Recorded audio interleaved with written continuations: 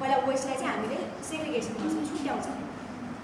पहिलो स्टेपमा हाम्रो दोस्रो स्टेपमा चाहिँ हाम्रो के गर्छ भन्दाखेरि कलेक्सन गरेर राखिन्छ। जुन हाम्रो वेस्ट चाहिँ हामीले जुन छुट्याएर राखेको छ त्यो वेस्टलाई चाहिँ हामीले कलर कोडिङ अनुसार नै कलेक्सन गरेर चाहिँ हामीले राखेको र एप्रोप्रिएटली मतलब सेफली चाहिँ हामीले कलेक्सन गरेर राख्छौँ।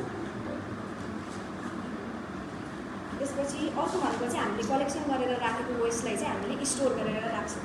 जुन स्टोर पनि हाम्रो सेफली चाहिँ स्टोर गरेर राख्नुपर्ने हुन्छ, जसमा पनि हामीले जुन स्टोर गरेको वेस्ट हुन्छ त्यसलाई चाहिँ हामीले 24 देखि 48 घन्टाभित्र चाहिँ हामीले फाइनल डिस्पोजल गर्नुपर्ने हुन्छ। र हामीले स्टोर गरेको जुन हाम्रो वेस्टहरू हुन्छ त्यसलाई चाहिँ हामीले ट्रान्सपोर्टेसन गर्नुपर्ने हुन्छ सेफली। जुन चाहिँ हामीले ट्रोली अथवा विलबारो अथवा कुनै पनि भेहिकल थ्रु चाहिँ हामीले ट्रान्सपोर्ट सेफली गर्नुपर्ने हुन्छ।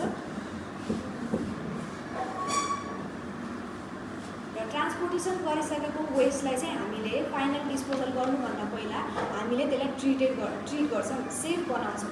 त्यो वेस्टलाई पनि जुन डिस्पोजल गर्ने वेस्टलाई पनि हामीले सुरुमा चाहिँ सेफ बनाउँछौँ बल्ल मात्रै, अनि त्यसपछि फाइनल डिस्पोज चाहिँ हामीले गर्छौँ।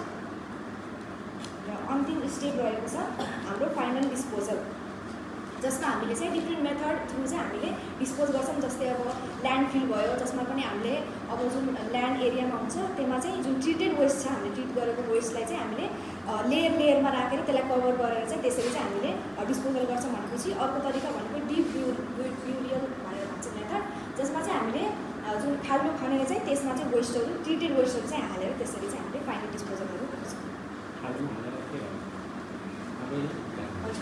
खाल्डो मानेर